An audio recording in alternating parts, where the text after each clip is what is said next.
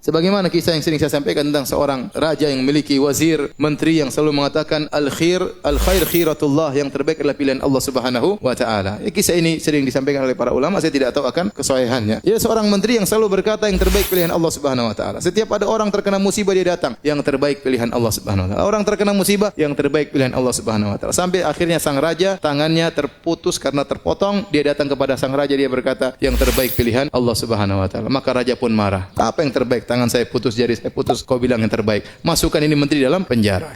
Begitu dimasukkan di penjara, dia mengatakan yang terbaik pilihan Allah. Saya di penjara pun adalah yang terbaik. Suatu hari sang raja kemudian sedang berburu dengan menteri-menterinya, kemudian mereka berburu, kemudian mereka berburu, keasyikan berburu sampai keluar daripada daerah kekuasaannya. Sampai akhirnya dia terjebak ke suatu kaum yang mereka menyembah berhala atau menyembah arwah, dan mereka ingin menangkap orang supaya dikurbankan kepada sesembahan tersebut. Akhirnya sang raja ditangkap dengan pengawal-pengawalnya, semua ditangkap dan semuanya dibakar atau dipanggang atau dibunuh untuk arwah mereka. Ketika sang raja ingin dibunuh, tiba-tiba ada seseorang dari penyembah berhala tersebut berteriak, ini tidak pantas orang ini untuk disembahkan kepada Tuhan kita. Kenapa? Tangannya ada yang cacat jarinya. Yang cacat tidak boleh. Seperti kambing, kalau ada kambing yang luka tidak boleh. Ada kambing yang buta tidak boleh.